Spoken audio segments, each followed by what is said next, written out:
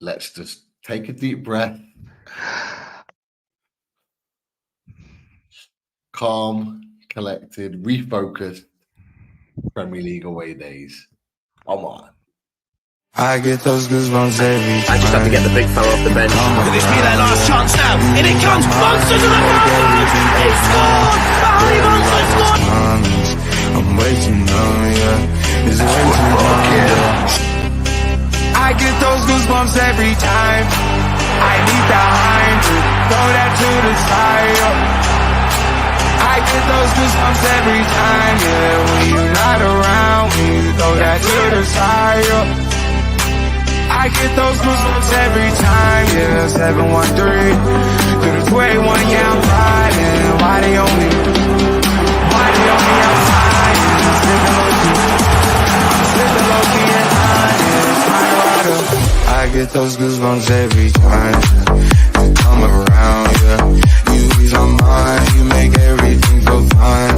Worry about those times, I'm way too numb, yeah. It's way too dumb, yeah. I get those goosebumps every time. I need the hype. Back again. Good evening, everyone, and welcome to Loaded Mag NUFC. Away days, big match preview for the Premier League, Newcastle United against Fulham. And Daz, first of all, welcome in. I hope you are well. 24 hours on. How you feeling? 24 hours on. Gee, and you know what, Pete? I was in the office today. You know that I work from home most days, but in the office today, and I was glad of the distraction of work. I didn't have to think about Newcastle so much today during the day. I did listen to the pod on the time on the way into work. It was kind of the build up before the game, and then on the way home, I watched. I listened to the post mortem on the drive home. Yeah, look, it's still raw. But as I said the other day, we're going to move on. We're going to focus on the next game. We know now what our focus is domestic competition, and we desperately need to get back to winning ways in the Premier League. And we have a home game, so and we've got players come back. So if it's now or never, I think home sweet home. Yeah, exactly that. Yeah, I'm not gonna lie, it still feels raw. To me, still so disappointed. You know what? I'm disappointed to be out of Europe completely, more than I am the fact that we didn't qualify for the latter stages. Although we could have still done it with a win. I'm just absolutely gutted to go out of Europe completely because I do believe that we could have attacked the Europa League this season, but it wasn't meant to be. We look forward ahead to what is still a lot of football to be played this season. We're only in December still, and season finishes in May. Lots of football to be played. Still in 3 competitions: Carabao Cup, FA Cup, Premier League. So all still to play for. So let's get that positivity train on the move. Let's get it going. But look, great to have so many people in the chat already. Thank you for some of your comments. Get your questions in for Emilio for all things Fulham and for us Newcastle related as well. And let us know. Of course, our resident spanner Tom Dixon is in the house. Hope you're well. And if you haven't already, bit of housekeeping, click the likes. And if you're new to the channel, come and subscribe to us. We had lots of new subscribers last night, so thank you for your support with regards to that. Keep following us and keep letting us know of the content that you want on Loaded Mag NUFC. So let's get it started. He's waiting patiently in the green room. A regular on away days with regards to all things Fulham. And welcome to Cottage Talks, Emilio. How you doing, Emilio? Hi guys, hey Pete, hello Dan, how are you? Nice to be back. Welcome back, Emilio.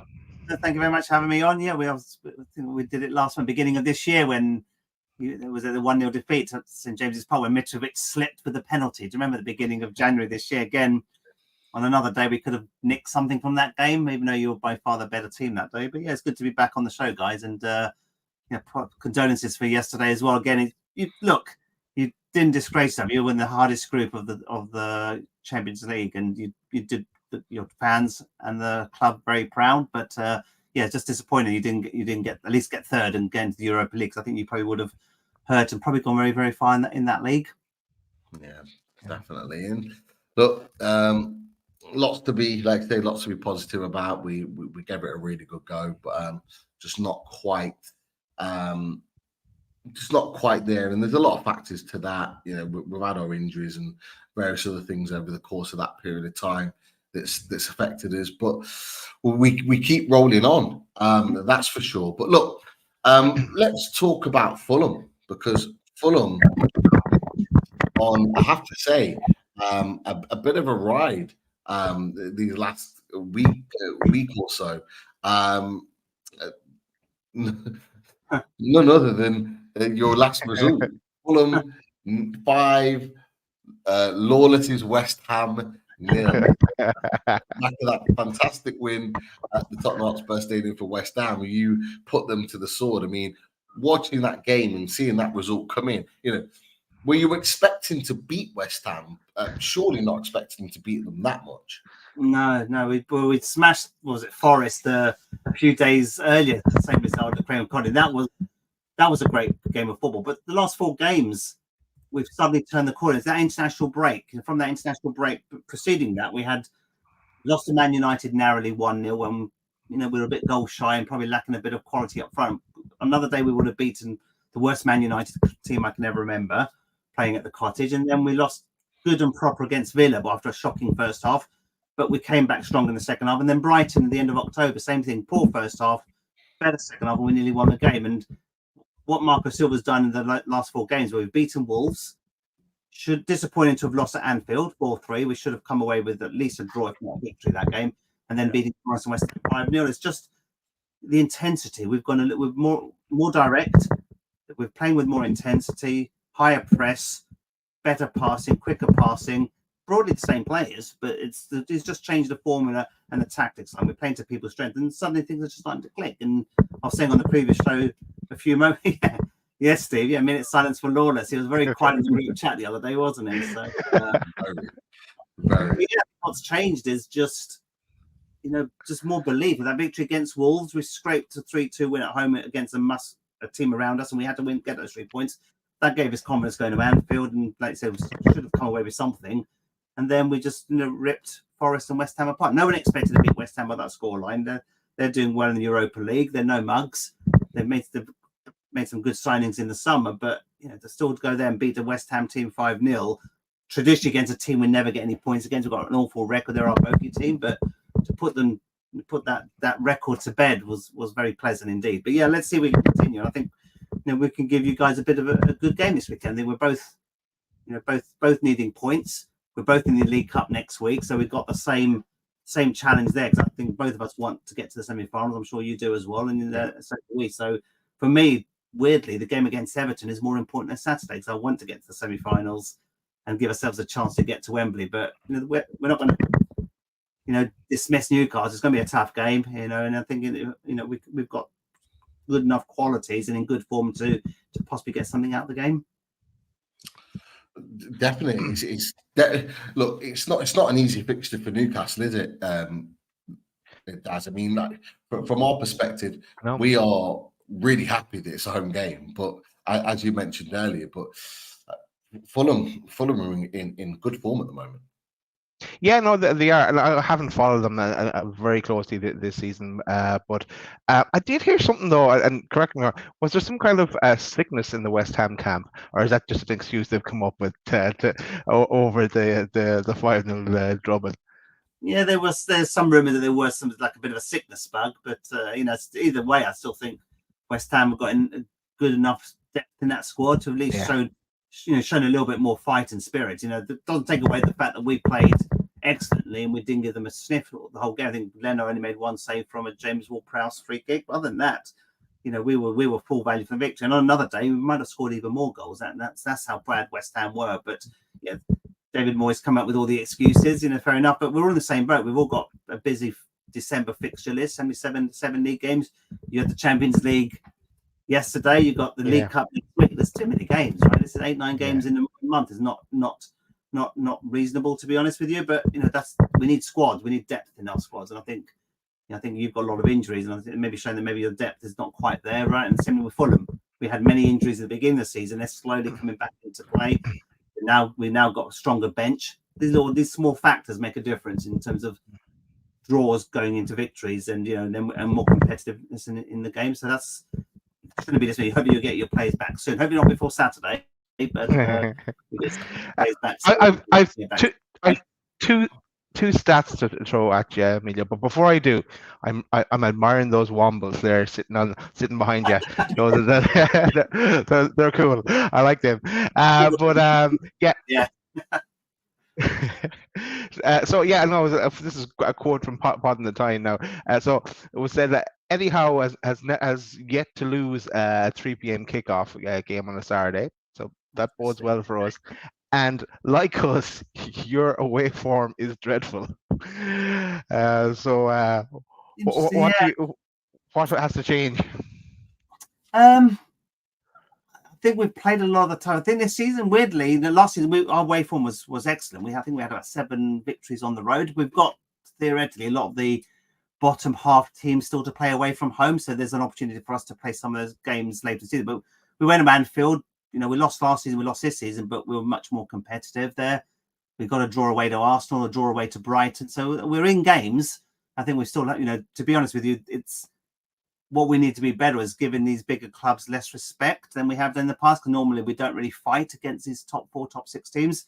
Last season against Newcastle at home, we were awful. I know we had the sending off early on, but you smashed us good and proper.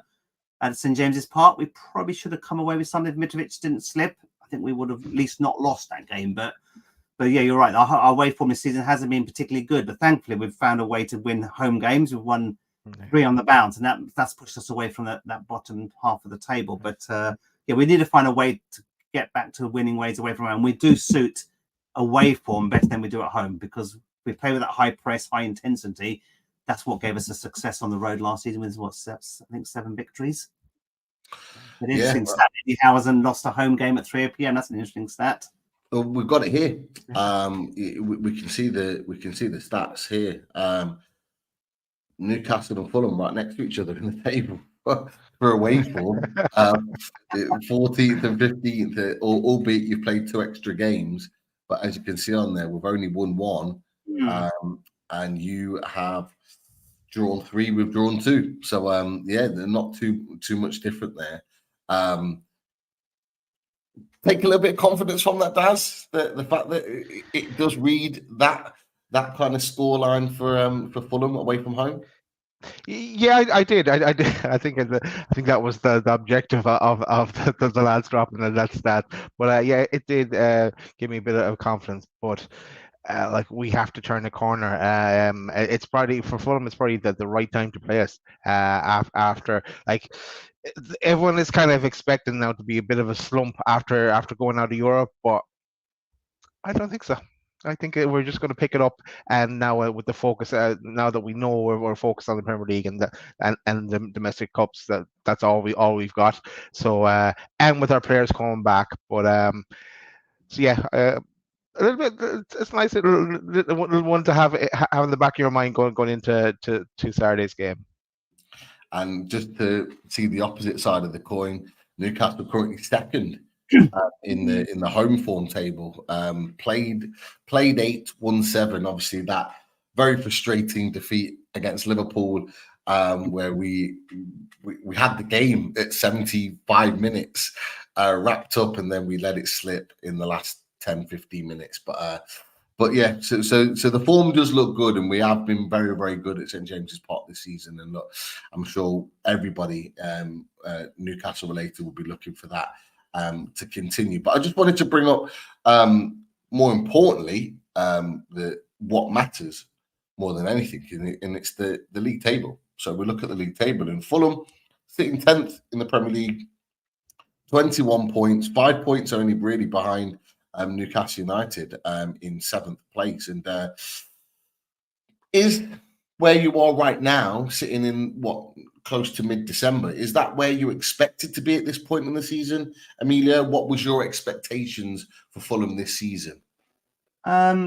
honestly, it was probably a little bit lower than last season. Last season, I think we finished 10th. I think we drifted off the last 3 months. Again, lack of squad depth, injuries. We just lacked a bit of just running out of steam towards the end of the year. But finishing 10th was a great achievement.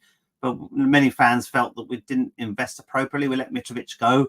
Didn't really adequately replace him, and it's just we've got the oldest squad in the Premier League. That we shouldn't forget that as well. And we just felt survival was the name of the game. My prediction was around 13, 14 is where I expected to finish with the current squad.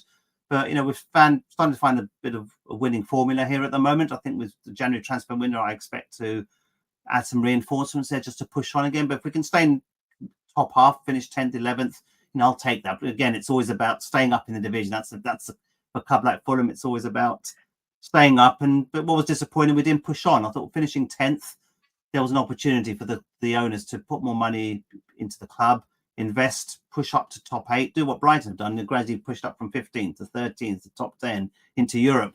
Fulham are a very similar club to Brighton. Why couldn't we do that? So that's what's disappointing. And if we had more investment, we'd probably be we'll be higher than 10th in the league at the moment. So if we finish 10th, 11th, 12th, I'll take that. I predicted, I think it was 13th before the season started.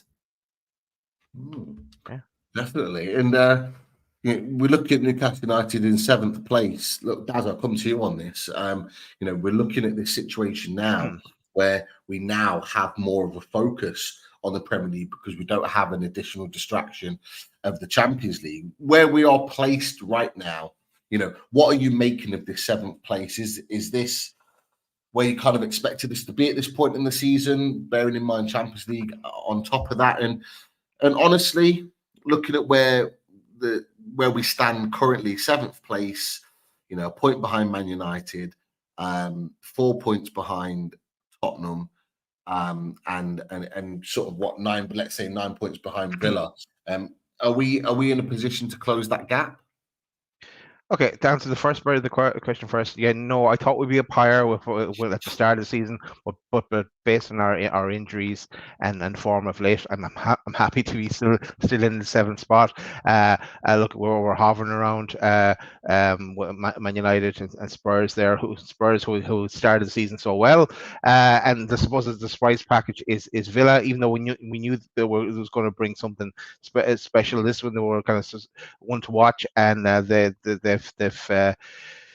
they have been on fire. So after our first game of the season with them, but I'm happy to be sitting in 7th and knowing now with players coming back and with the January transfer window ahead of us as well. I think we can dip in there and strengthen where we need to be, even though maybe the money we would have available via Europe, as in towards financial fair play, maybe taking a hit now because we're out of Europe. But still, I think we'll strengthen in January.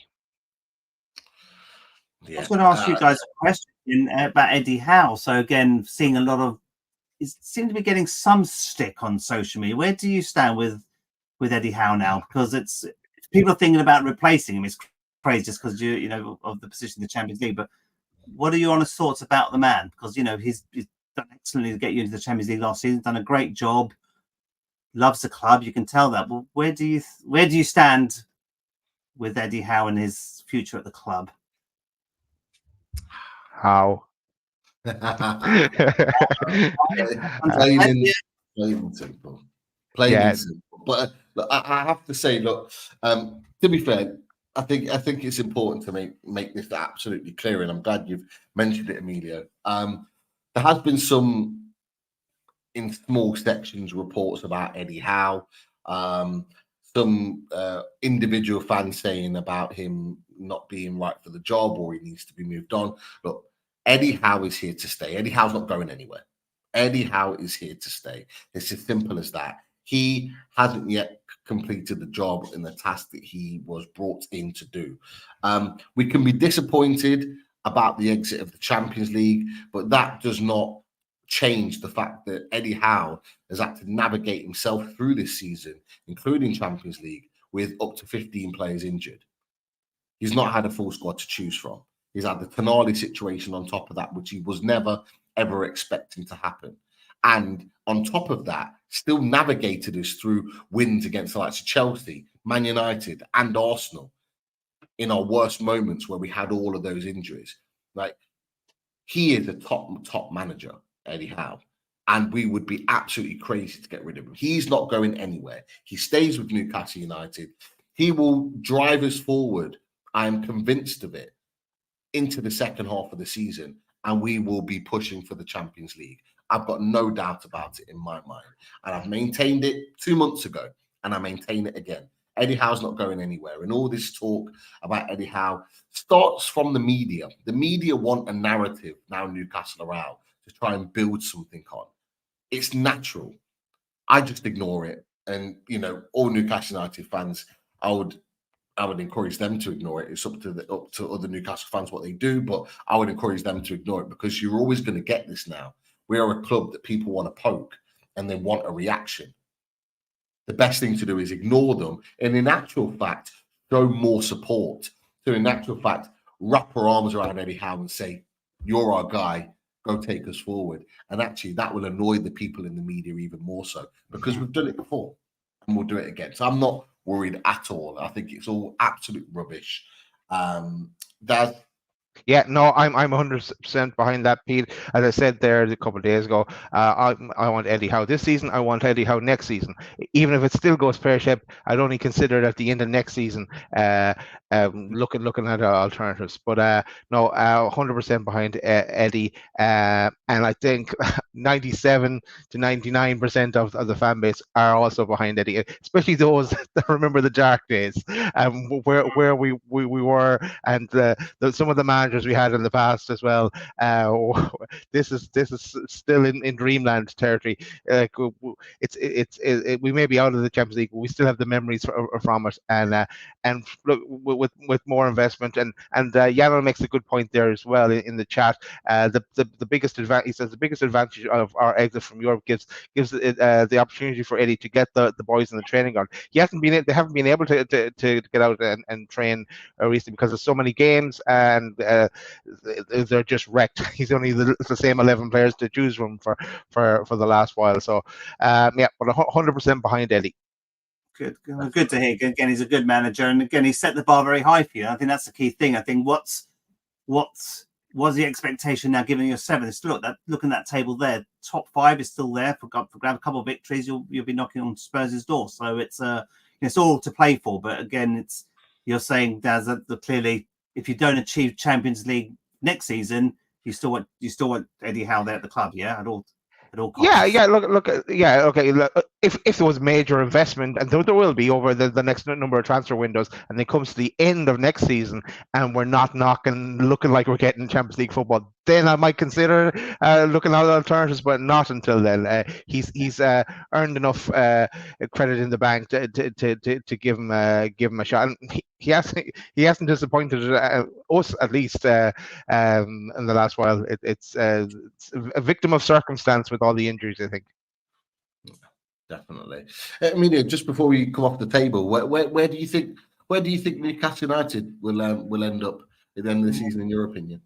Yeah, I think, look, you've got the luxury of affordability. You can buy players in. I think some of you mentioned in the comment around should you have invested more in the summer, knowing that I don't think you spent millions. I think they've been quite guarded with the amount of investment in the club. I think Liverpool, some of these clubs have pushed on from last season. Liverpool are obviously clearly top of the table now. It's a much tighter division. Teams are beating each other. I think that's the key thing here. That's why you're now seeing literally 4 points from the top 4, and then you've got yourself, Tottenham and United all fighting for the next places. You can get top 5. Champions League might be a bit of a struggle. Again, if you start to drop further points this month before you get to the January transfer window, that your Champions League place, top 4 might be out of your reach. But look, we're still not even halfway through the season yet. I think top 6, yes. Top 4, it's looking a little bit precarious if those teams continue to pick up form. And Villa are the surprise package, but they're doing outstanding. Their home form is incredible.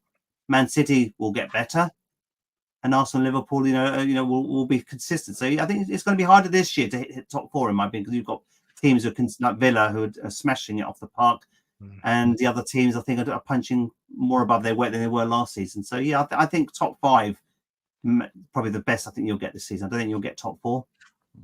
Emilio, one right back at you, because Tom is one of the questions in the chat. Is question for Emilio: where do you expect Fulham to finish in the league this season, and why? Yeah, I think no different to where I expect. I think probably about 12th, 13th. I think, again, it's the same thing. Like, Chelsea, they're in dire straits, but surely finishing with Chelsea, Emilio. Surely. Well, we were the top club in West London last year. Look, we're the 2 clubs are below us at the moment. So I'd like to think with a bit more investment in January, that we can consolidate the top 10 finish. But you can see West Ham are 3 points ahead of us, Brighton 5, yourself 5. It's going to be difficult to get top 8. If we finish mid-table, I'll take it. If we finish 14th, I'll take it. We're in the Premier League. We want to enjoy the journey. If we can get to a cup semi-final or a final, even better. That's, there's something to play for other than the Premier League and the FA Cup. We're all in that. We've got that next month to contend with as well. So, yeah, to answer your question, I reckon probably about 12th. 12th. Interesting. Now, I was just about to put on that comment, Dad, from to coin a phrase, actually, just because I thought he's absolutely right in what he said. We aren't even halfway. Other teams will suffer injuries too. Having a cluster of teams capable of beating each other also helps massively. And to coin a phrase, absolutely agree with you. There is still so much football to play, and things can turn very, very quickly. There are teams that are in the ascendancy at the moment and doing really, really well. But if we just keep chipping away and we keep close enough to them, we get into the second half of the season, we go on a run, which I expect us to, it can change very, very quickly. We've had players back from injury as well. So again, that's contributed to some of the performances in the last few games. We've had players back into contention. We've been able to slightly rotate players in defence and midfield. So again, having that selection and lack of and fewer injuries is making a difference. And your time will come. Your players will come back from injury.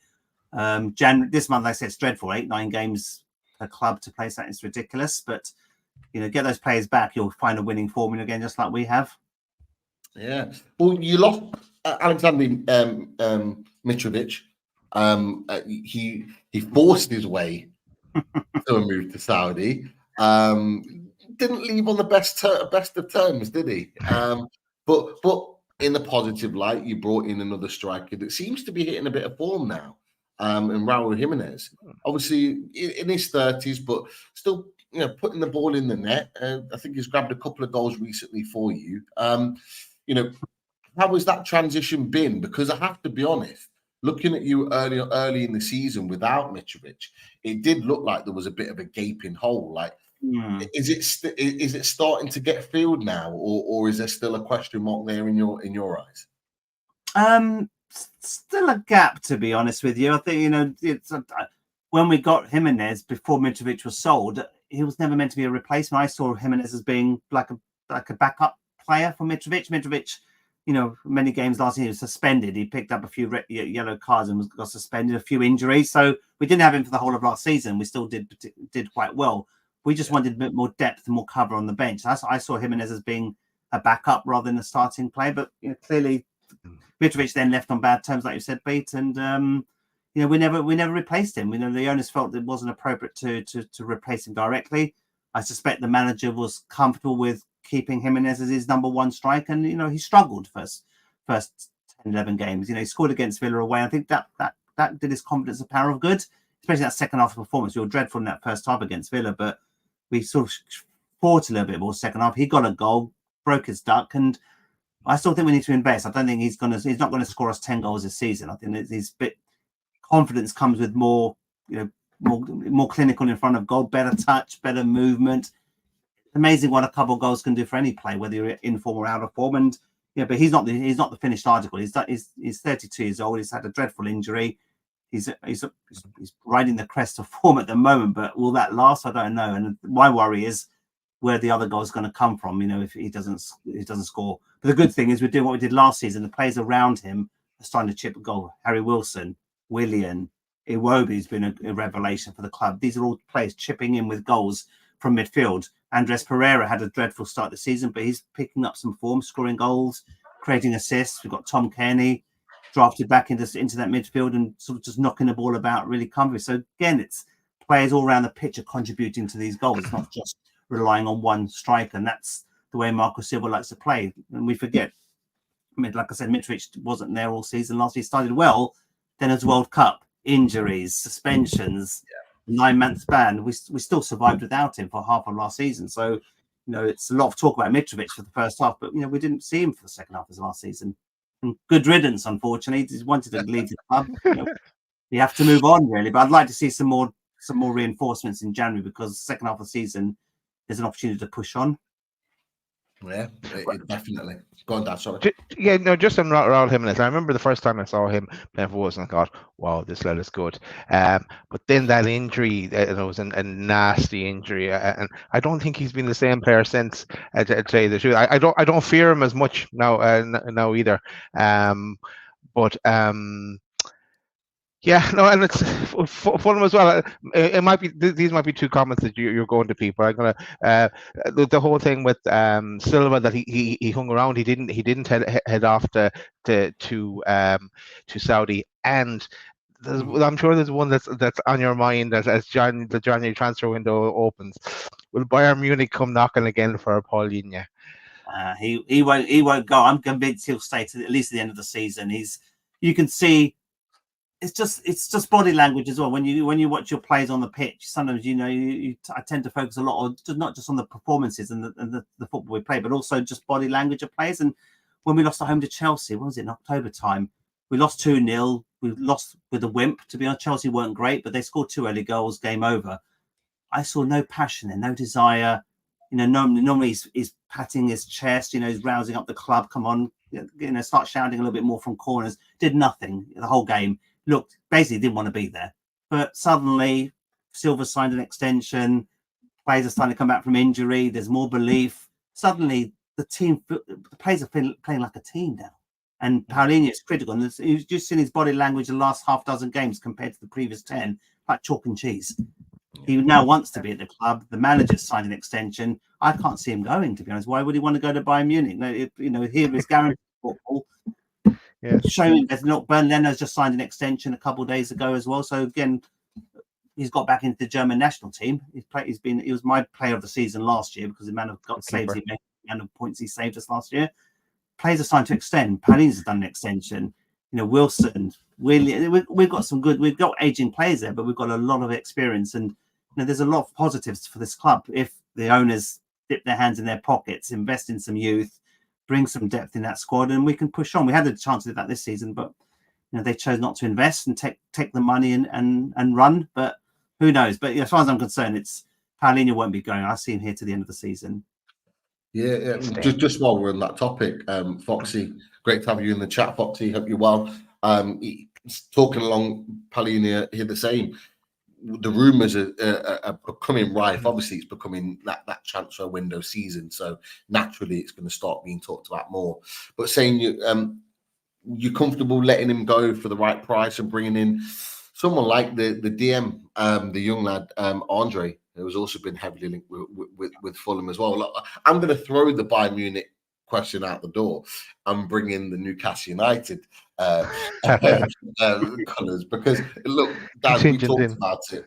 A number 6 is what we would need. Certainly that defensive number 6. And I saw a clip, Emilio, Fulham put out on social media the other day of a number of series of tackles that he made against West Ham. I mean, I think he made the most of any player on the pitch, 8 successful tackles, and he just has that knack of breaking up play really, really well. Again, you partly already answered it anyway with regards to Foxy, but could you see him being cashed in if you could get a younger, cheaper potential replacement and maybe recoup a little bit of money back into the club? Could it be possible? Not until the summer. I don't see him going in January. I don't see him despondent enough to want to leave in January, if that makes sense. I saw, if it was 2 months ago, you saw him on the pitch, clearly didn't want to be there, despondent, lacking motivation, attitude. But then he scored a cracker of a goal against Brighton at the end of October that he celebrated like he did last season. And I've just seen him push on, more winning more tackles, fighting, the passion, the motivational levels across club. You can see he's critical to the success of his club. And if Declan Rice has gone for over 100 million, Why shouldn't we command the same? No disrespect. Look at his stats last season to this season. Palhinha is above Declan Rice on every statistic possible. So if he's gone for 100 million, give us 100 million and maybe we'll take it. But anything less than that, I don't think he'll go. He doesn't want to leave. Why would he want to leave mid-season? Give him to the end. Give him till next summer. We'll maybe get Andre or another adequate replacement. But he's 28, playing at the peak of his career, fitting into this Fulham way of working. And I honestly don't see him going before the summer. Pete, you have your eyes on an all Brazilian midfield there, I think. Forget an all Geordie midfield. You're going all Brazilian there, yeah?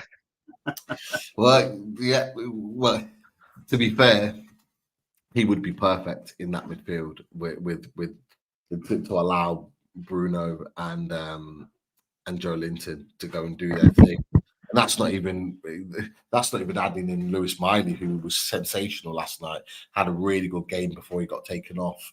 And he's really come out the traps. You've got Sean Longstaff, Joe Willett. We've got options there, but I do think that's that one position that we are missing, that number 6. And I hate to do it to the opposition fan. I'm always trying to buy the opposition fans' players. I'm always doing this. So it's not against anything Palhinha is doing, but yeah, I apologise for that. But he is a player that I really like. I think he's a talented player. I'm not surprised that Bayern Munich are after him because he is capable of playing at the very top. But it is a player that in a position that I think we do really need, and it'll be really interesting to see.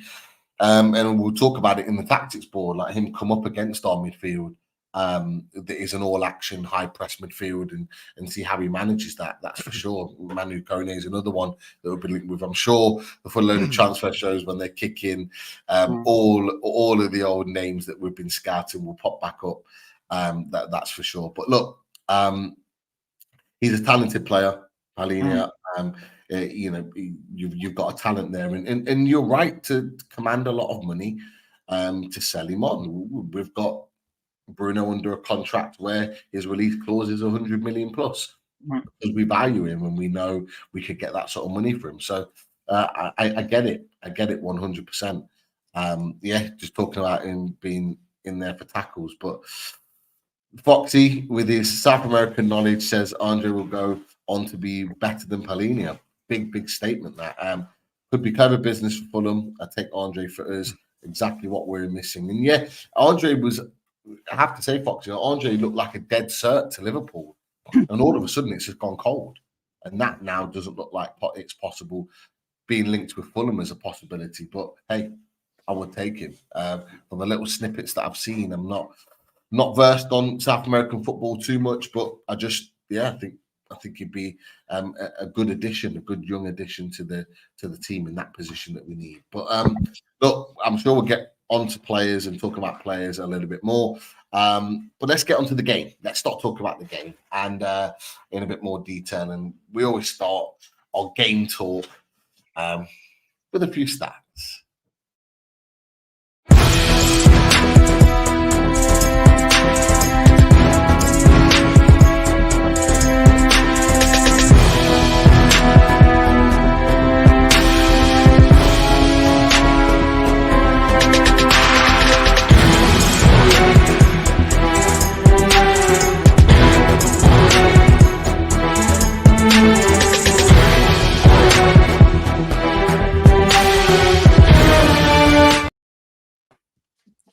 Hey, I like hey Keith. Looking very, very dapper tonight, Keith. Shirt and tie and all. Thank you very much. It's been a busy day. Thank you very much. It's Clark Kent.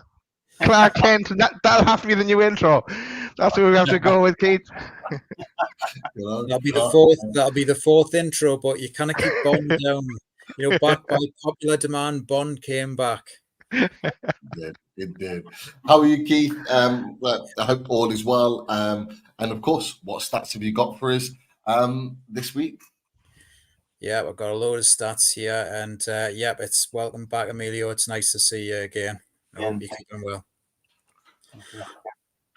Loads of stats here, lots of head-to-head stats, manager stats, goalkeeper stats, lots of general stats as well about the form of both sides as well, where both sides are at.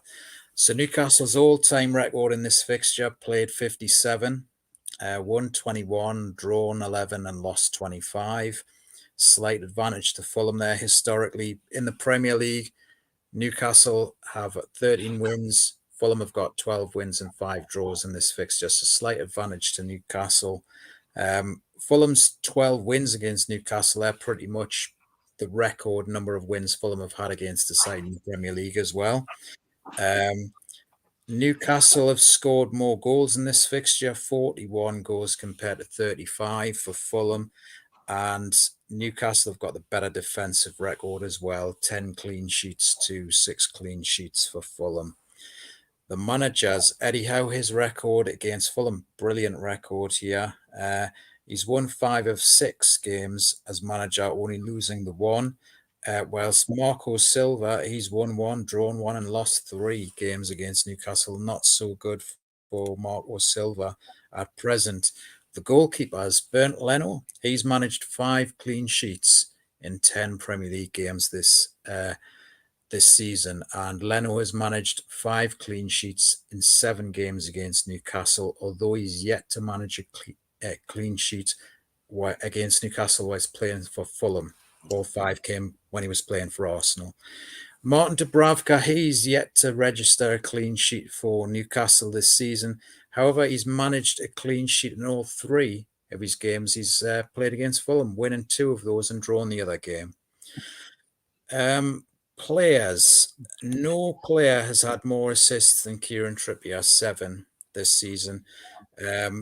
And that's as many as he had for the whole of last season. And Matt Ritchie as well was the last player to have more really of assists in a season. That was back in 2018-19 when he had 8. Lewis Miley, some stats about Lewis Miley. Last night he became the 4th Englishman to start more than one Champions League game before turning 18. And that's a record he now has, along with Josh I'll try and pronounce his surname correctly. Phil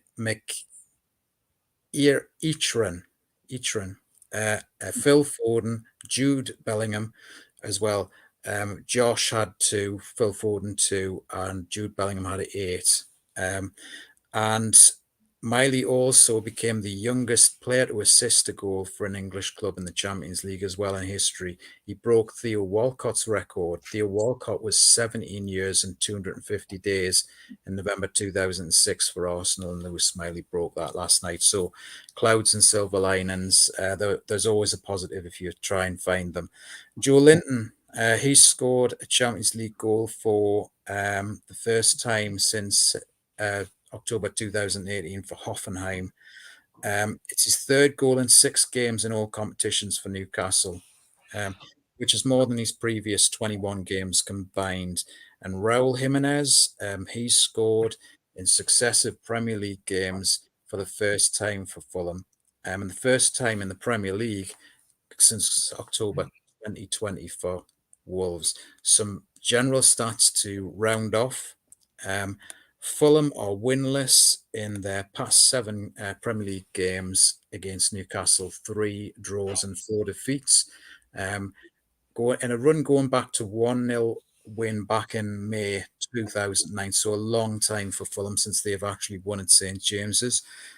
However, if Newcastle beat Fulham on Saturday, it'll only be their 2nd home win against Fulham in 10 years. And Newcastle, they're unbeaten in the past 6 Premier League meetings, with Fulham winning the last 3 in a row. Since beating Everton at the start of the season 1-0, Fulham are winless in the past 7 Premier League away games. And the last time they had a longer winless run on the road in the Premier League was 2018-19, which was a difficult season for Fulham, that one. Fulham have scored, however, they've scored 16 goals in the past 4 Premier League games, which is incredible because it's 1 more goal than they'd scored in the previous 15 put together. And winning the last 2 games 5-0. only 2 teams have scored 5 goals or more in 3 games in the Premier League, and that was Chelsea and Man City as well, who've managed that too. Newcastle have won over 80% of their Premier League points this season at home. Only Sheffield United, with 87%, have got a higher percentage of home points. Fulham have scored at least 3 goals in the last 4 Premier League games for the first time. And it's the 3rd time in the Premier League history. Last time they managed that was back in October 1959 when they managed that. In October 1961. Fulham have won 3 successive home Premier Leagues in the same season for the first time since April 2011 when they were managed by Mark Hughes. Fulham are in such good form that West Ham's defeat to Fulham was the heaviest ever defeat in a Premier League in a London derby, which I found incredible, really. And that is the heaviest away Premier League game since they lost 5-0 to Newcastle back in January 2011.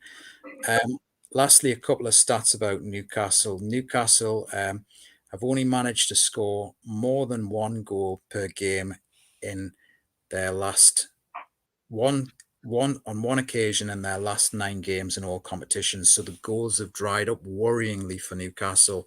In the last game, they've only managed on 1 occasion to get more than 1 goal in a game.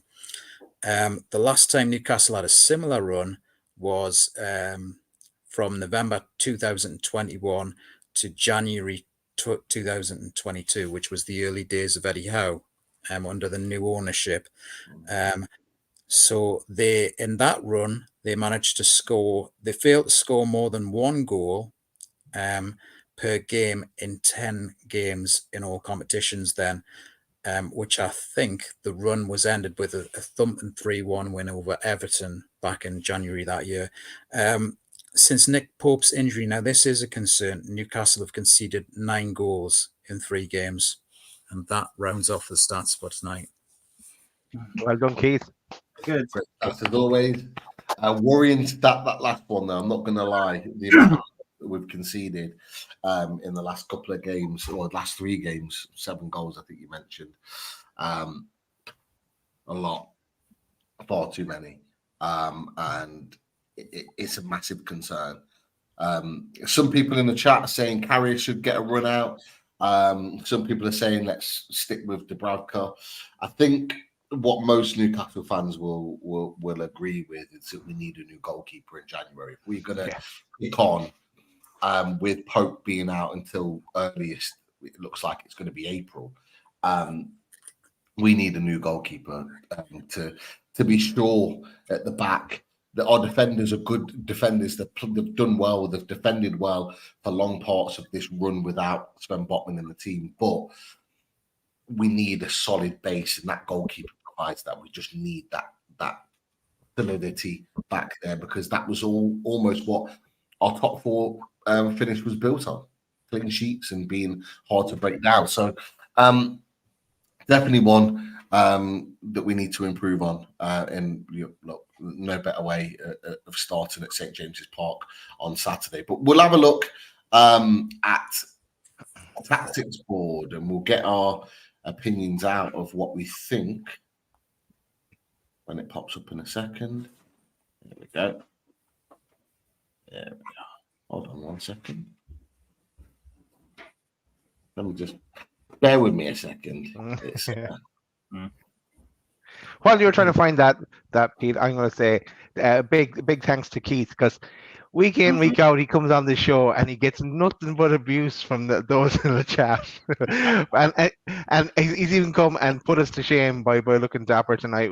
Well, when he is suited and booted. But look, seriously, thanks, Keith. Thanks for all the effort. You're very welcome. I mean, what I would say is just because you're not tipping Newcastle for a win, doesn't necessarily mean you're not being a fan. Yeah, it's literally just, I've always been a realist, particularly with Newcastle. I've learned the hard way to be a realist. Take 1998 Cup final, for example. You know, you learn the hard way over the years. And I think there's a lot of Newcastle fans, or some Newcastle fans, that, yes, there's buoyant optimism over the last couple of years, but also there's some Newcastle fans who, you know, they've still got that sort of Stockholm syndrome of Ashley, and that they're trying to get rid of those memories, and they can't necessarily, they're so used to the disappointment. So there is that element of realism and fear yet as well. And what we're experiencing recently in recent weeks and games is the first real big tests of this ownership and Eddie Howe as a manager. It's how can the club get going again, you know, after these few disappointments. No, you're right. You're right, Keith. And you got the Milan result right, didn't you? I think you did. I got the result right. I didn't get the score right, but I agreed with the points, because I mean, I was speaking on Monday. I just felt that Nick Pope was the difference in that game in Milan. He faced 25 shots, and all of those saves he made some incredible saves in that game. And I just felt that Newcastle were quite lucky. It was a fantastic result, but they were lucky. And I felt that Milan would give them a test again at St. James's. It was proven right, albeit Newcastle did really well in that first half. Yeah. And in comparison, Dubravka faced 2 shots and conceded 2. And therein lies the concern for me with regard to the goalkeeper situation. But he's been a great servant in his time, but we'll have to look at it now and look and think, this is the difference. This is the difference between getting into the top 6 and staying there, and maybe your season petering out to mid-table. But you're right, Keith, and this is where Eddie Howe and ultimately the club are going to have to start making the hard calls, because players like Dubravka, Matt Ritchie, Paul Dummett, players like that are going to need to move on in the summer. They're going to have to, regardless, because we are going to need better quality all across the pitch. Can't be a fast track thing in January. We would love it to be. It's not going to be, but some of these players. You're still looking at a couple of windows, aren't you, before we're completely a new club and a new side. It does take time. I appreciate it, and you know, we're all having to appreciate it, but we will get there. But we're not there yet for sure. And I think this season's brutally illustrated. There has been some highs with some of those brilliant wins at home, like PSG, like Man United, etc., and Chelsea. But I think this has brutally illustrated the squad depth. And I called it out on my prediction show right at the beginning, pre-season. I said, look, we're not there yet. We haven't got the squad depth. There will be challenges here with the Champions League and with the fixture congestion. And when you're looking at clubs who can bring 5 players off a side, off the bench, and some of the quality that they've got, you've seen it for the Milan yesterday, last night. We've seen it a few times, you know, the likes of your Arsenals, the likes of your Man Cities, what they can bring off the bench, Liverpool. And you know what we have, we're going back to where we were two and a half years ago with what we've got on the bench. It's night and day, isn't it? Do you not think, Keith, that when everybody's fit, that we have a big enough squad? Do you think the squad we can go toe to toe? That's for sure. Yeah, and you know, there's undoubtedly we proved it last year. You know, when we pretty much have everybody fit. But it's that fine balance. We've been unlucky with injuries, but then again, you can look at it and say, we're incredibly lucky last season not to get the injuries that we not to have the injuries. So it's balanced. It's somewhere in the middle. But you know, fingers crossed. In two windows, we'll be further. You know, we'll be closer to getting there. That's for sure.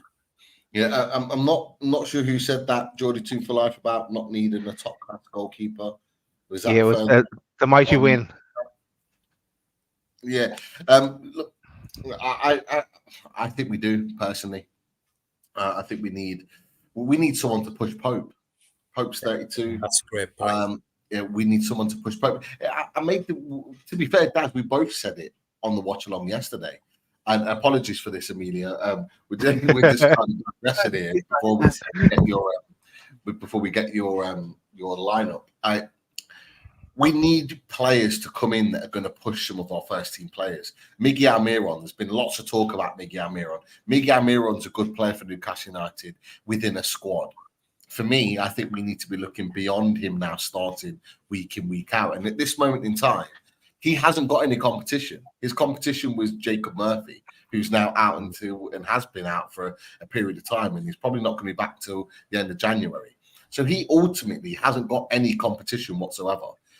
So we need somebody to come in who's going to push him and ultimately be the number one and say to Miggy, if you want to be in the team, you've got to put the performances in when you get given the opportunity. And to be fair, he had that last season because the emergence of Jacob Murphy out of nowhere almost gave him a kick up the backside. And I don't know if you guys remember the goal that he scored coming off the bench against Wolves. He scored the winning goal when we won 2-1. And that kicked him on again, because he had a run of games where he wasn't in the team. And it was almost like, I have to perform here if I need to get back in.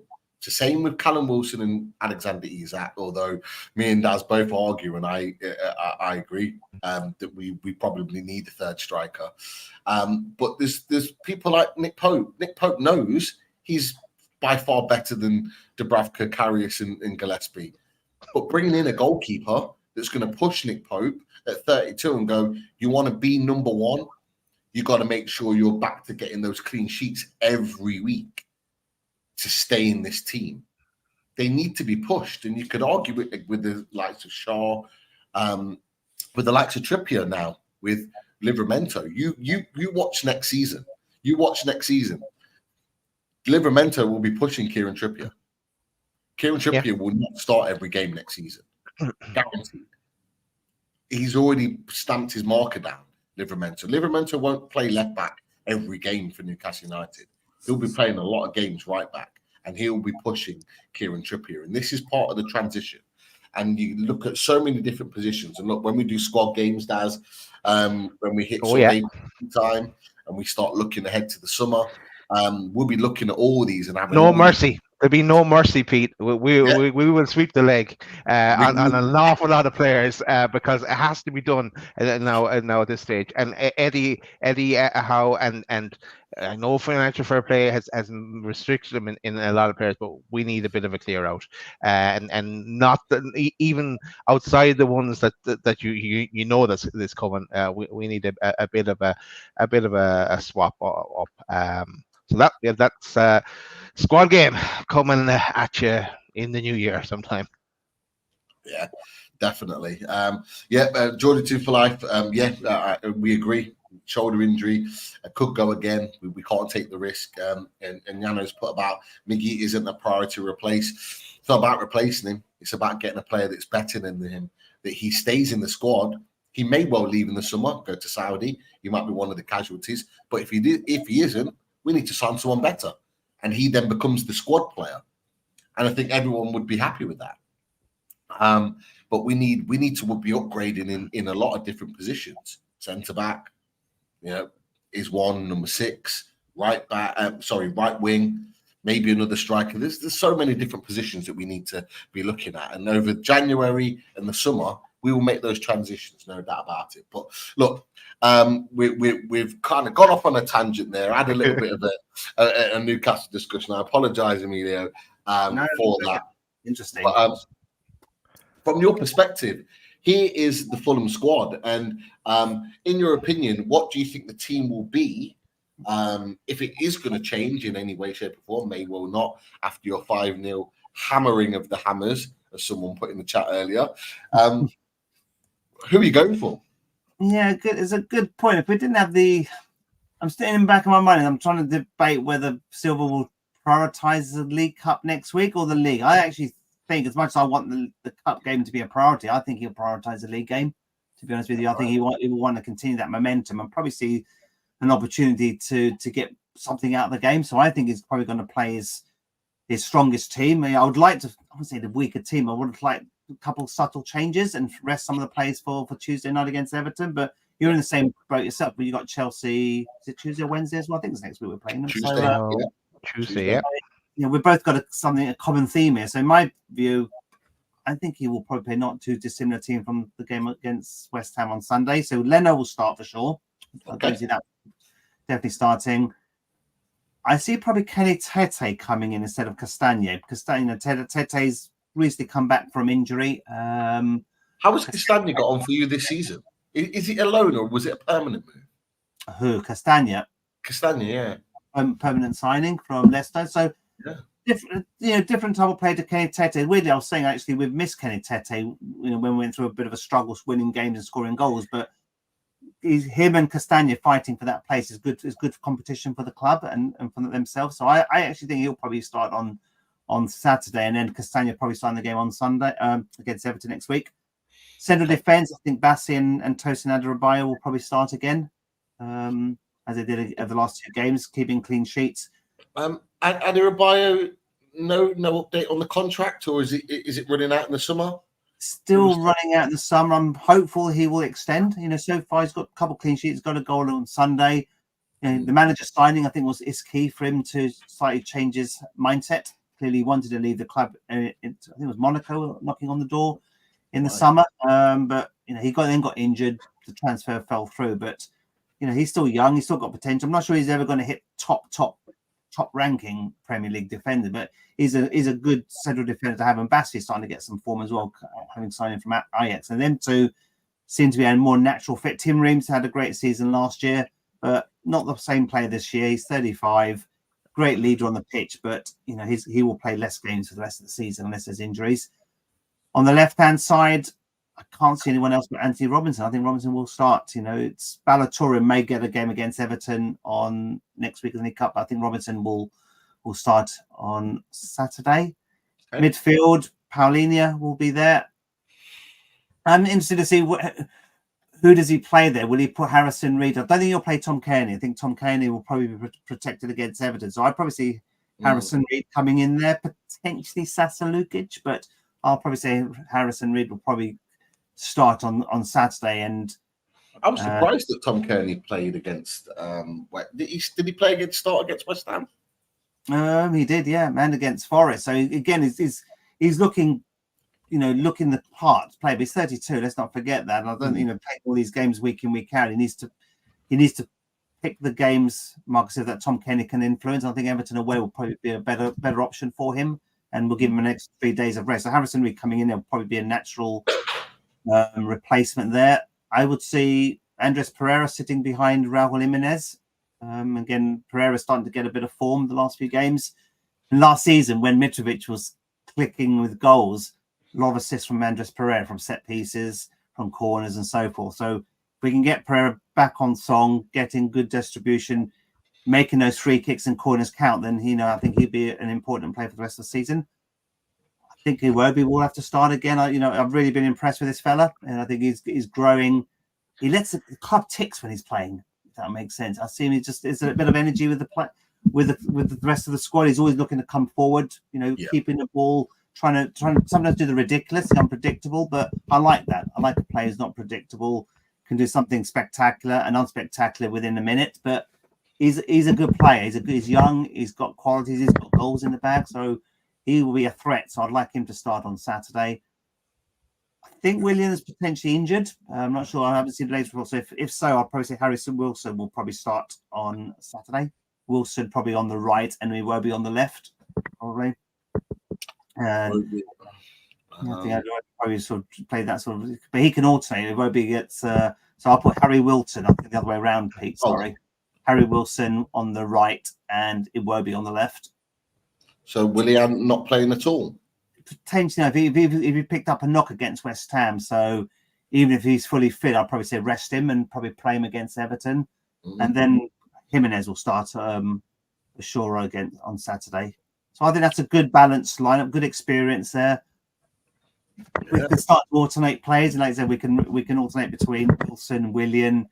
There's Bobby Decordova-Reid. There's no mug as well. He can come off the bench and cause threat off. With 30 minutes to go, Tom Cairney can come off the bench. We've still got Lukic. There's a few good players there. So again, that would probably be my starting 11 on Saturday.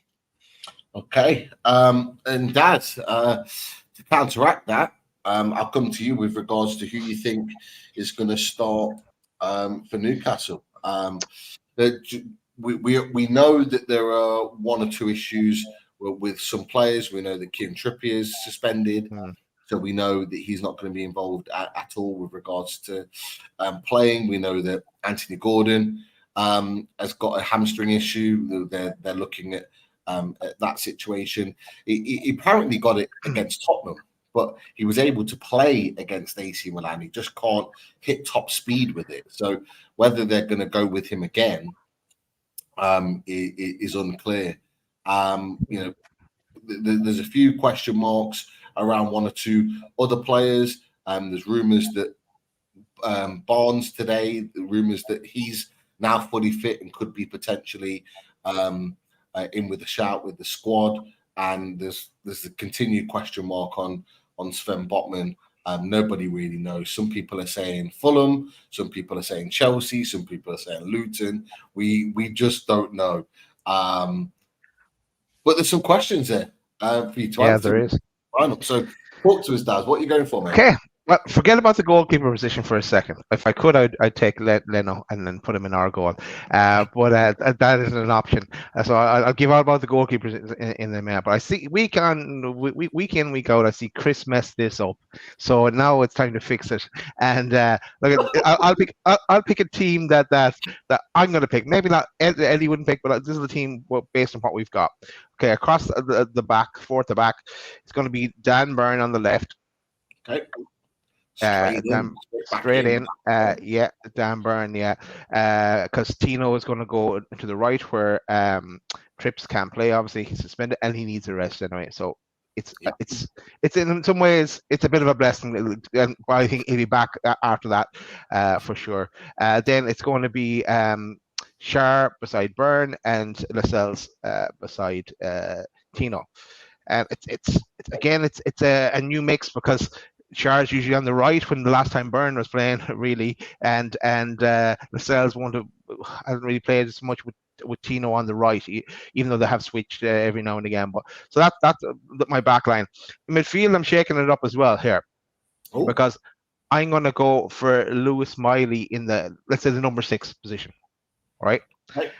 Because I'm kind of sick of Bruno being late in games, not being able to track back. So I'm going to put Lewis Miley in there. On the left, I'm going to put Bruno. And there's a reason for this in a second. Bruno there. I'm excited, Dad. I'm excited. Sean Longstaff.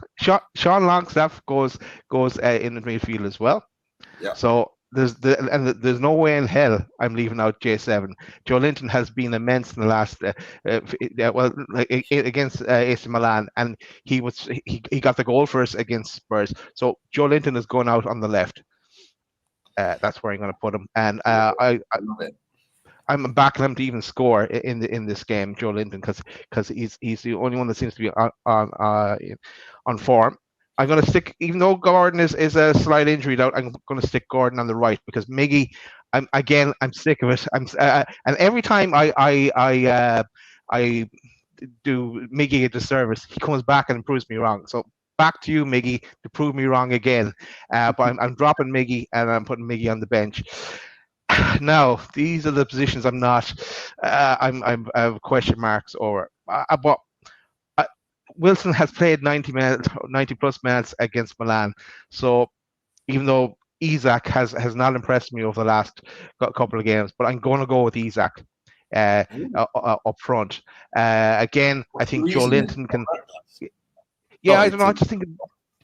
I think Joe Linton will create something on the left. He'll put a ball in or something, and Isak will get on the end of it. And look, and then after 65 minutes or so, bring on Britt Wilson if Isak is not as racist. But just he got a bit of a break. He only got about 30 minutes or so against Milan. It has to kind of stand to him a bit. He has to regain form sometime. I'm afraid to risk Wilson from the start because I don't want to. We need, as you said before, Pete, we need 2 strikers. So that's my front 3. Now in goal, ideally I'd have none of them in goal because I don't rate any of them anymore, and I want all 3 gone in the summer. Straight off, I want all 3 gone. Why not Matt Ritchie? Why can't Matt Ritchie play in goal? Okay, it's going to have to be While I'm at it, I might as well change it and bring Karius in. Now it's a bold move bringing Karius in because I don't know what he's going to do or what he's actually capable of. But I know Dubravka is capable of leaking goals. So I'm going to throw in Karius in here in this. Just what's the point in having him if we don't try him out here? And a home game as well. He has to be fresh. And forget about Mark Gillespie. He's going nowhere. He's never. You're never going to see him play for us. So I don't see. It's not going to know what that. I'm not even Yeah, I don't even bother putting in this. But like, I'd like to see Karius stick a claim, and if he proves himself, then we're okay for the next couple of games until we get to January, and then go buy a goalkeeper. But yeah, just to mix it up, I'm going to go for Karius here as well. So I'm ringing the changes here, and to try and freshen it up a bit. And I think we need something to inject something different into the team. So this is what I will go with. Interesting. Keith, for the last 5 games in Take a it row, apart, Craig. yeah. Well, to be fair, for the last 5 games in a row, Amelia, you might not be aware, we've literally for the last 5 games in a row, we've had the same lineup in a row up until Tottenham. We managed to change it a little bit with AC Milan. So really, on away days, Keith's not really had too much to think with. It's just been cut and paste FC, hasn't it? Yeah. Really. Yeah. But look, critique that, mate. Well, what were you thinking? Are you with Daz? Are you changing anything? What you got? There's some interesting selections there, and it does raise some interesting points. One thing I would say before, obviously giving my take, if Martin Dubravka, if Howe goes with what we think he'll go with, then he'll stick with Dubravka. If he sticks with Dubravka for this game, and Dubravka ships another few goals, if he ships maybe 2, 3, 4 goals, and let's say Newcastle have dominated the game, at what point do you think Howe's patience is going to run out with Dubravka? Because Karius had something on Dubravka in through the week that he had experience that Dubravka didn't have. Certainly, in his time in England, he actually played for an English club in the Champions League final. Yeah, exactly. Now take his 2019-18 final out of it. He had played for Liverpool throughout that season in the Champions League and done well. So, and to be honest, even though Newcastle lost the final, he came in that final and didn't disgrace himself in the Carabao Cup final, did he? And that was his only chance for Newcastle. Yeah. So it's interesting. It's interesting for Daz. Do you think that effectively Martin Dubravka's, he's under pressure himself, and if he doesn't start pulling it up and maybe getting a clean sheet here and there, or certainly reducing the goals, he's going to be out the side. He is, but if he lets in a few goals, then we're stuck with Karius as it is. So, and we won't have tested him in any shape or form. So I'd rather just try him out now, and because I think Dubravka will leak at least one goal. So I think it's time for a change. What is the point in having him if we're not going to trust him to play him? He's just another Mark Gillespie then, and we're just carrying all these players for no reason. It's just a number, So you either rate him or you don't. It needs a change. I think that this is the time to try him out. I'll go through the rest of the squad, the rest of your team soon, Daz, but I'll just say here that me and my friend were talking about Newcastle before the Champions League game the other day, and we're just basically saying that the Newcastle, if you think of Newcastle under Keegan, and if you think even in the Robson sort of era time, there wasn't just, and Given was the number one, but he wasn't always playing all of the time, season after season. Steve Harper came in for a run. They kept each other on their toes, and I think Given had such a respect for Harper. He knew he had to be at his best and helped bring him on. In the Keegan era, you had Cernacek, but then Heslop came in. And they both kept they weren't always starting. it was good to have that mix, really. And for a long time, certainly, Karius, he's only been given the one chance for Newcastle, and Dubravka effectively was called when he had he got his chance, and he hasn't got the match fitness effectively. But okay, so is there anything you would change on that lineup then before we come back to Emilio? yeah, To talk, I think the only thing that I've said, I think Daz has put some great points, and I like his midfield for sure. I think the only thing that I would say would be Gordon, really. I think there's a question mark over Gordon's fitness now, isn't there? With thigh, isn't there? So for that reason, I would stick with Almiron, because I wouldn't want a further aggravated injury. Really, that's the only thing I would say about Daz's lineup there. Yeah, that's more than fair. Do you agree with Daz's Lewis Miley in that number 6 to release Bruno a little bit further forward? I think he's playing really well, Lewis Miley, for sure. Played really well. You know, even in that Champions League game, he certainly did well in the first half. So yeah, you go with your form, really. He's got the energy, and get up, not down the park, and you push Bruce Bruno. Let's give the opposition something a little bit to think about here with what we've got. You know, rather than go with the cut and paste job every game, why not switch it up a little bit and move some players out a little bit? Keep people on their toes. Keep opposition managers on their toe. What are Newcastle going to do next? Let's change it up. Yeah, I think it's a really interesting lineup, Daz. I think mixing it up could well be the way. I do have a question mark about Anthony Gordon. Someone put it in the chat, and it's a decent point. You know, whether they save him for Chelsea on Tuesday. And give him an extra few days rest, maybe not have him in the squad at all. Could that be the release of Harvey Barnes back in the squad as a supplement? Not saying that Joe Linton isn't on the left, because I love that. You know, Daz, I've talked about it in the last couple of reviews about the fact that, you know, at Tottenham, the last part of the game, he scored playing off the left. And then I just loved watching him in the last 10, 15 minutes of the game, where he kind of drifted out to the left and he just drives at players, and it just allows for that crossfield ball where Joe Linton makes this little run in between the right back and the centre back into this area. And normally you get Shaw whipping the ball from this direction into there, but obviously he's in this position. But not to say that he still can't make that pass, and Joe Linton makes that run into that area. He's just got so much pace and power.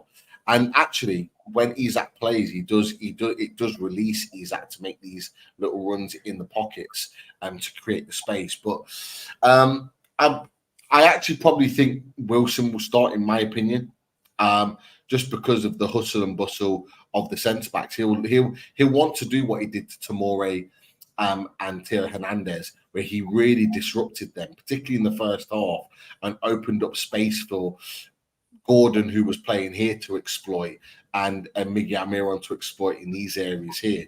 And I just think Wilson will probably play again for that reason. I don't know what's going on with Isak. He doesn't look fit. He just doesn't look fit. I don't know what it is, whether he's carrying an injury or he's just unfit because they're not being training at the moment. I have no idea, but there's something not right with him. And maybe him coming off the bench is probably the better option. But I really hope that we have Harvey Barnes available, because I think having him back will be a boost for him and a boost for the team, seeing him come back in, because he's barely kicked a ball. Mm-hmm. He's already scored this season, but it was first game of the season and everyone forgets. And he's someone that I had in my mind that I thought could hit double figures. And I still believe that he can. When fit and playing regular football. So everything else about that team, I've not got an issue with. I think there needs to be a change in there. I think we'll come back to that talk of number 6 and stuff in a minute. But I agree with lots of what you've put in there. The goalkeeper, I'm not against Carrier starting at this point in time because I just don't think Dubravka's up to it. I just don't. So I'm not against Carrier starting this game. It's just you kind of just you're throwing up a coin and it's heads or tails in terms of You are. who you're in with regards to that. So that for me is a more than fair call in my opinion. But Emilio, Fulham, where do you tend to hurt teams when you play them, particularly the last two games against Forest and West Ham? Where do Fulham tend to hurt teams to get their goals? A lot of it's been the last few games with being on the front foot, pressing higher up the pitch. You know, normally it's keeping possession, sideways passing. At times we've been slow out of defence, but the last 4 games, change of tactics. We've been right from the whistle, pushing forward. I think Iwobi, the link-up play between Pereira, Iwobi, and Willian, that threesome there, they've been working their magic. And Tom Kearney, you know, using all his experience to distribute the ball well, keep possession. You see his retention stats, Tom Kearney, the last couple of games, very good. But he can't play 3 games in a week. You know, that's not, you know, in 10 days. He needs a bit of a rest, in my opinion. But Pereira, Iwobi, Wilson, you know, they're quick, they're dynamic, always looking to come forward. You've got Palhinha there protecting the midfield. Harrison Reed's an adequate, you know, I'm not a big fan of Harrison Reed, but he's an adequate covering that. He's not had the best of seasons. That's where potentially you might see Sasha Lukic coming in, but I think Harrison didn't probably start. That's for me. It's about getting on the front foot, high press, play high up the pitch. The Wilson-Dan Burn combination, I see Wilson getting the better of Dan Burn there. I think that's an opportunity for us if Dan Burn's going to be playing there in Kieran Trepp's absence. I think Jimenez, it's not if you can shield him and keep him away from, you know, at the end of the day, he's started scoring goals. His touch is better. He's got more confidence. He's winning free kicks. He's winning corners. He's getting in the mix, and I think that's my area of opportunity. Really is that trio of Wilson, Pereira, and Iwobi with Palhinha, messing it up in midfield and keeping it tight in defence. You know, Tete coming in and will add a bit more strength. Castaña's a more lighter weight defender, different type of defender. Tete is more aggressive, more stronger. And I think him and Joelinton will be a good combination there. There would be a good battle between them two. If I was Fulham, I'd rather Wilson doesn't start. I think Wilson will start. I think he's always been a problem for us whenever he's played. He's always causing a nuisance in that middle of in that defence. I worry that we've got a mistake in these defenders. Albeit they've kept 2 clean sheets and demolished 2 teams. We've still got tendencies of conceding cheap free kicks and penalties. So Wilson, knowing what he's like, what he's capable of doing, he's probably going to be the player that we'd least like to start against us. Isaac, I've not really seen much of him this season. I thought he had a good season last year, but like you said, I'm not sure if he's been injured or the reason why he's not getting a start. But I've seen some of your fans saying, why don't you play 2 forwards, Isaac and Wilson up front, and try something a little bit different? So Wilson will probably start. If you want to have a better chance of winning, I think he'd cause more of a nuisance against these central defenders. Yeah, it could potentially be, you know, this situation. So Isaac starts off the left, Joelinton and Bruno, and it could quite easily be that. But I just think that Newcastle are kind of putting all their cards on the table if they do that, and that's why I think going with Joelinton here is probably the best move, and having the kind of solidity, should we say, in Sean Longstaff coming in and playing this role here. He can get up and down. He needs to build his fitness up anyway after being injured. So getting him minutes under the belt can only be a good thing for Newcastle United. But I think Joe, last season, at the back end of last season, was playing some of his best football on the left-hand side when Maxi was injured at that point. Callum Wilson, they're different players. Like, I would play Callum Wilson because I think he can disrupt these two here. Alexander Isak is a player that likes to link the play. So Isak will come in and he'll come short. So if you bring, and I'll just whack Isak in here instead of Wilson, Isak will come short and get the ball and try and link play into Joelinton here, into Miggy, into the midfielders, and make little runs in and behind. And he makes those smart little intelligent runs. Whereas, you know, you got Callum Wilson is a different type of striker. And that's why they complement each other so well. Because he'll get in and amongst it. He'll get in and around them, shirt pulling, battling, grappling. He's kind of made for the Premier League. And I think the Mighty Win put a comment in the chat, and it's a valid one, saying he looked a little bit out of his depth in the Champions League. And yeah, I think for the first half, I think he played a role. He disrupted the centre backs to allow other players to perform. But yeah, when you want a player to kind of raise their level, it's his first season playing Champions League football, and in what he's 30, 31. Yeah, he maybe did look out of his steps, but in the Premier League against Fulham, I think he could be a difference maker. And Emilio has already said he causes problems when he plays.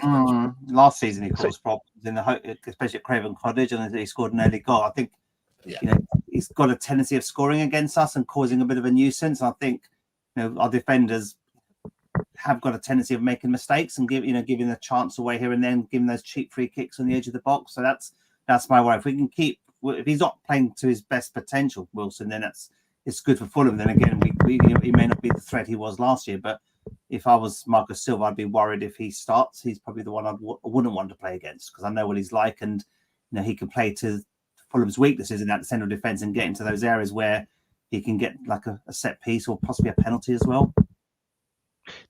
Two comments.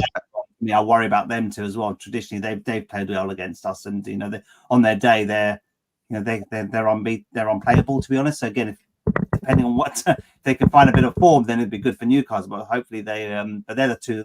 Your forward lineup there looks pretty daunting to any team. So once they're on form, if they're playing on fire, and having Wilson, at his peak, Almiron and Jones know what they can offer.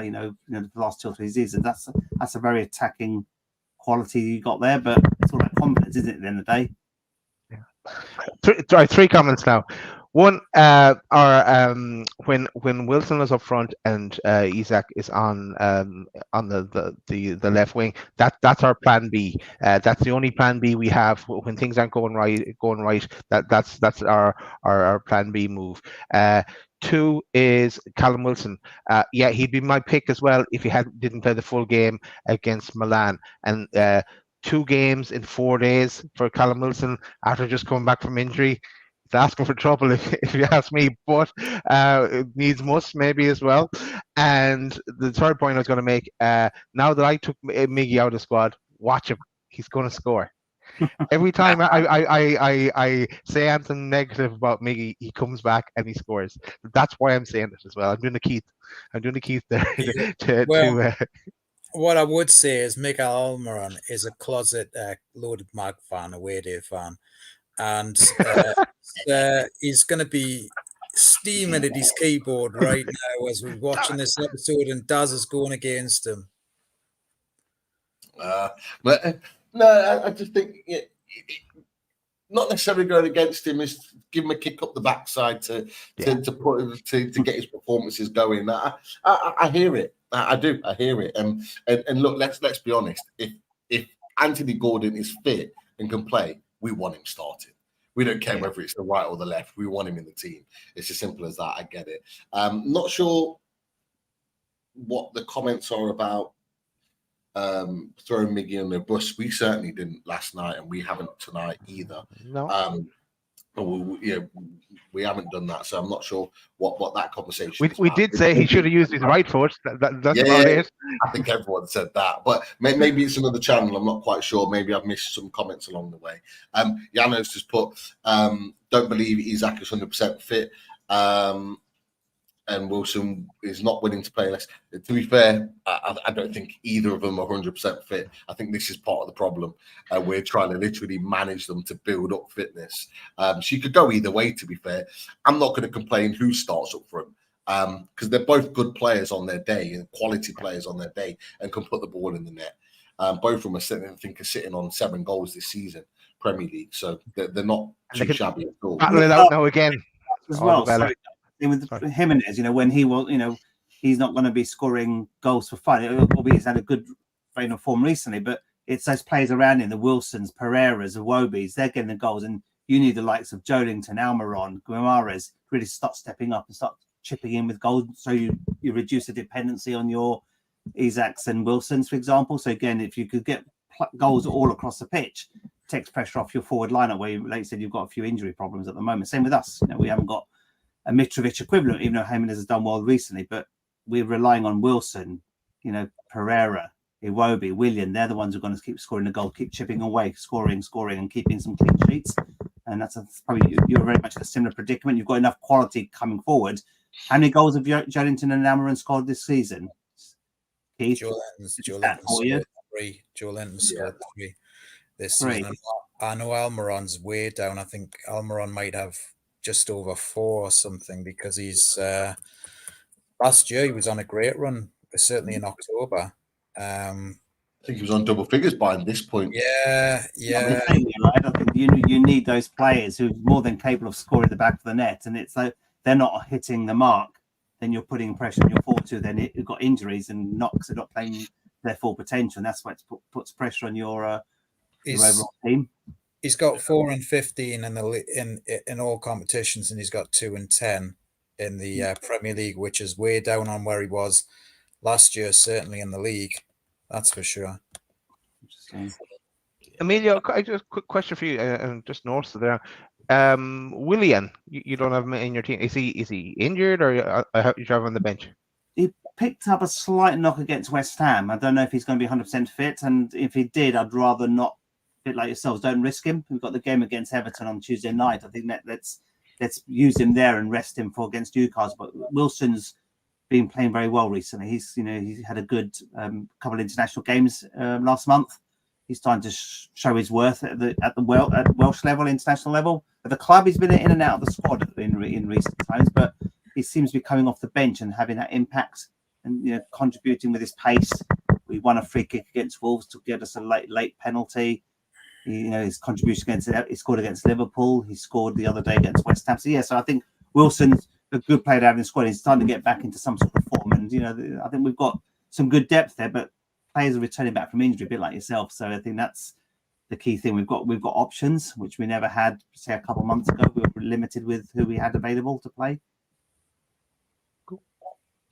We'll wait to see the lineups and see if we were right or wrong in what we did, in what we predicted. We always love to enjoy seeing if we were matched up on match day. But Daz, a few questions before we go to predictions. Yeah, we've a few questions. We'll pick out a few. Go to one from Tom here first. He asks a question for Emilio. Who's impressed you so far? What Fulham player? Good question. This season, I'm probably saying Iwobi, strangely. I think he's really growing into that team. He makes the club tick. We're always looking to come forward. He's got goal threat. I like the player. Clearly, Palhinha's had a good season. Not as good as last season. He's had a few sticky games earlier part of the season. But I'm just seeing this Iwobi really growing into this team and very unpredictable. And, I think there's a good future for him at the club. So Iwobi so far, I think it's been a bargain signing. One here from Cottage Talk. You might know the one from Russ. I think you probably answered it with your team selection, but he asked, should Marco go with the same starting Excel as the last 2 matches? Thanks, Russ. I'll speak to you after this show, Russ. Yeah, there's a couple of changes. I think Willian might be enforced, but I'd like to see Tete probably start in defence and use Castane in, and probably rest Tom Kearney as well. I don't think Tom will play a 3rd game in 10 days. Cool. One here for you, Pete. I think we're trying to get a rise out of you from Steve. He asked, Emilio talks of investment. You are the richest owners, so why are you suffering due to injuries? I think FFP. Well, it's we are a bag of riches, but we're not able to spend it because we didn't have the benefits that Chelsea and Man City had, that they could spend what they wanted, and there was no kind of parameters that they needed to stick within. So we're in a different predicament. But what I would say is that we've been massively unlucky with injuries. And we talked about it, Keith, where I asked you the question. I said, is our squad strong enough when everybody's fit? And the answer is, you said we'd be competitive, and I fully agree with that. But we've just not had a full squad to choose from the beginning of October up until now, and it's crippled us big time. So look, injuries are part of the process, and because we are such a high intensity team that presses high, runs everybody runs themselves into the ground and works hard for the team, you're going to get injuries that way. Any high intensity team does, and it's part of the package. And we've just been massively unfortunate with this. But look, we're getting players back. We'll be okay. Not worried about it long term. Cool. One for Emilio, comes from the mighty Win. He's asked, which player would Emilio least like to lose?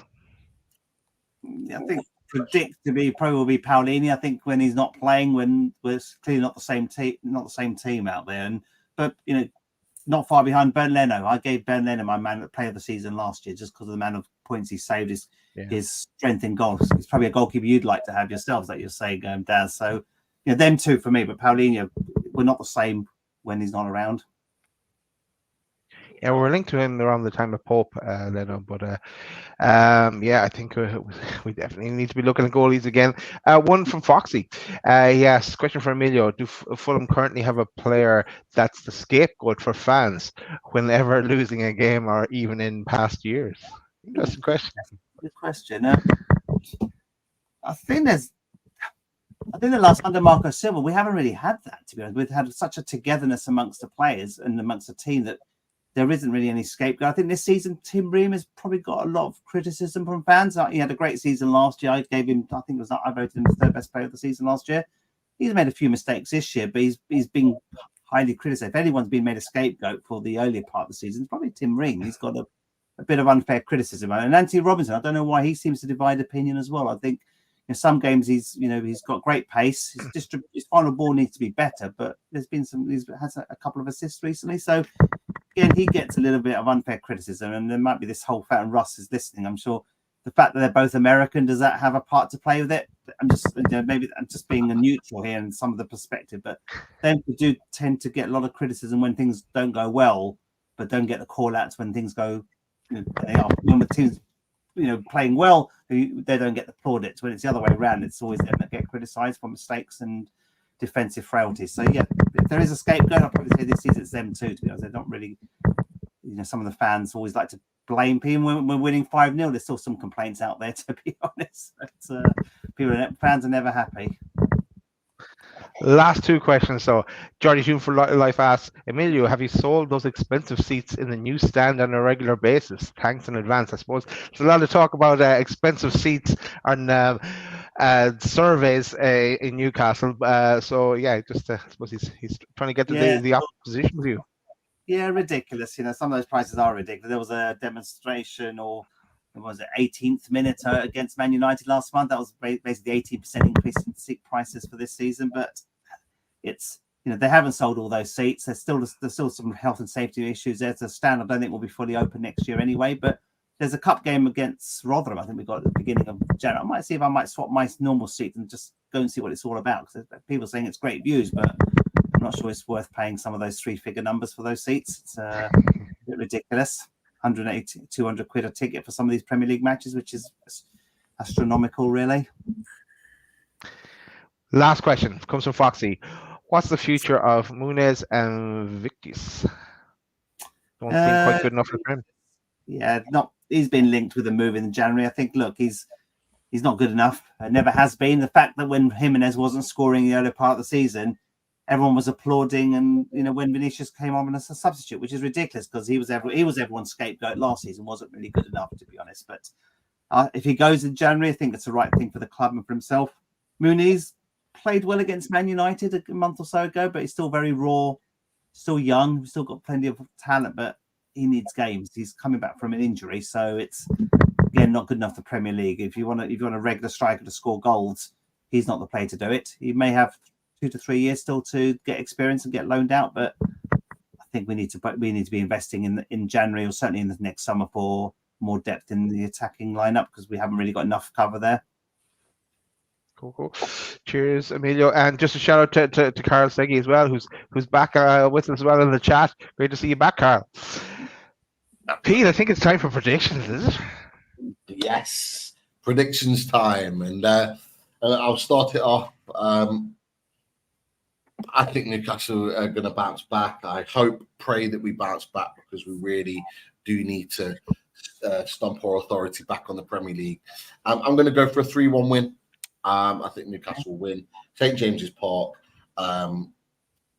Fans behind them, carrying them through. I think we'll get the win. So I'm going to stick with my prediction 3-1. That's what you're thinking? Well, first, Pete, what are you drinking? Yeah, first time in a while. Yeah, we're going to win. We're going to win. So because ever since Pete's been on the water, we've been defeat after defeat after defeat. So it's a 2-0 win for Newcastle for me. Sorry, Emilio. Okay. What are you going for, Emilio? I'm going to be obviously going to support the club. I think we can get something out of the game. I think, put aside the goals that we're scoring for fun at the moment. It's a different proposition on Saturday, away from home. You will want to bounce back from the European disappointment this week. So that's fine. In a weird way, I wanted you to go through in the Champions League because then maybe, your focus may have been more on the League Cup next week rather than trying to bounce back in the league. So I think it's all to play for. I think, Keith, you said all the stats suggest it's a very close fixture historically. You've been playing a lot better against us in recent times. I think we can get a 1-1 draw. I think we can get something out of the game, to be honest with you. Okay. And last but not least, what are you going for this time, Keith? Everyone anticipating your prediction? What we got for? Well, I can see 2 scores out of this one. I think, they are quite. There's the 2 extremes, isn't there? There's Newcastle's home form, which has been excellent. Fulham's away form, which despite their sort of brilliant last few games, they haven't been playing as well away from home as they have at home. They did get some noticeable results like draws away from home. So lots of goals in that Fulham side at the minute, and the lack of goals in the Newcastle side, or the dry up of goals, is a concern for sure, as well as the leakier defence and the goalkeeping situation. I think Newcastle can end their recent run of defeats. I think the score will be that. I don't think Dubravka can keep a clean sheet. I think there will be a goal or 2 conceded, or the other score that I was thinking of that it could be is that. Don't say 1-1. Oh, no. One or the other, because I can see Newcastle going a goal up, because they've done it in 9 games. They've scored a goal, but they haven't added to that goal, and that could be the problem. Yeah, you don't see the 3-3, Keith? No, for a start, Joe Linton's the top scorer for Newcastle in the last 6 games. 3 goals in 6. Who'd have thought that? The goals at the top of, Isak's not producing. Wilson's just coming back from injury, so there isn't really a lot of goals in that Newcastle side. I mean, if Gordon isn't playing, there's another one of your main goal threats from this season. So I can see a couple of goals in this one, but unfortunately, I can see 1 or 2 at the other end as well. I love Jordy 2 for life. Honestly, we would be in the bottom 3 with Keith's macro predictions is what we might need to. I wish it was the other way. With a lot of Newcastle fans' predictions on this channel and other channels would be top of the league. We would have won the league 2 years running. Why can't we have that universe? I'd be a lot happier. I'm sure all Newcastle fans would be happier. Well, Keith, you need to just break out that Superman suit and the Clark Kent outfit, and off you go and spin us into another universe where all our predictions come true. Let's Newcastle just have an alternative Marvel universe, and let's imagine if Newcastle was a Marvel team. I'm sure we'd all be happy at back-to-back titles, but it ain't like that, unfortunately. Where Steve Bruce is the baddie, yes. Yes, there's that alternative universe where Steve Bruce is a pundit now. I'll take Foxy's any type of lucky win, any type of win that gets us the 3 points.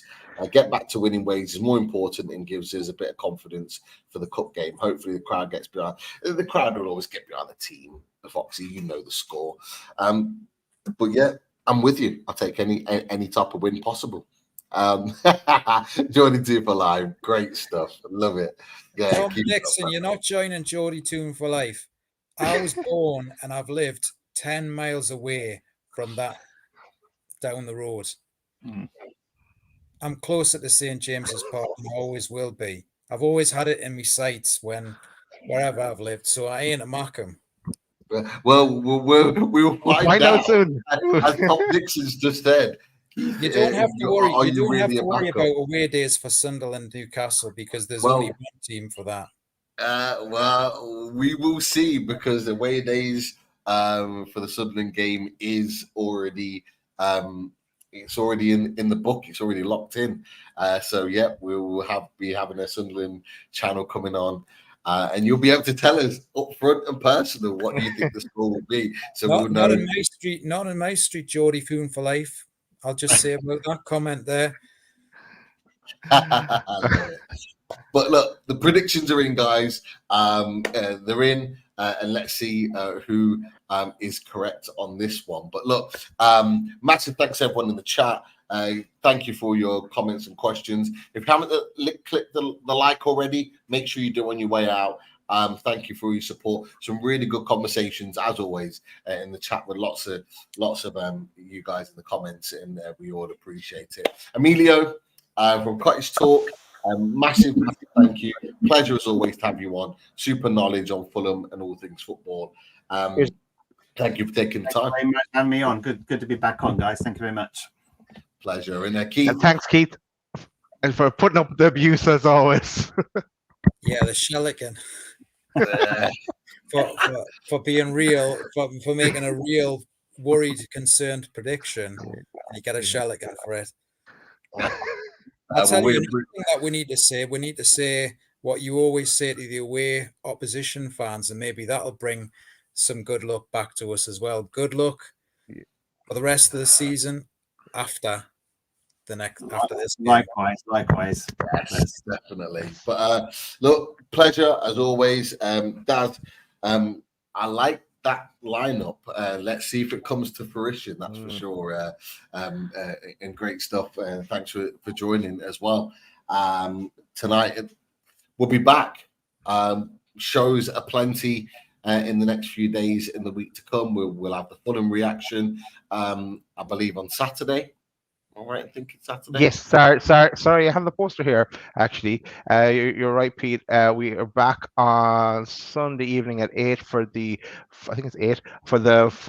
loaded reaction to the Fulham game. So that's coming up on Saturday. Then there could be something else between. Then we're still in discussions on that, but definitely on Tuesday we are back for a watch along for the League Cup game, where we have a great record of watch alongs for that. So if we did not do a watch along, we'd probably get knocked out. So we'd blame ourselves. So we have to do a watch along for that one.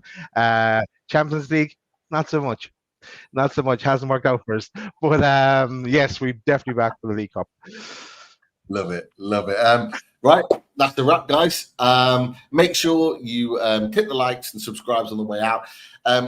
Tell a friend about Loaded Mag NUFC. Pass it along. Let people know what the channel is all about and what we offer. And hopefully more people will come and get involved in our chat. But for now, we'll leave it there. Hopefully we get the 3 points. But until then, we do love playing away. How'd you like that? Yeah, come on.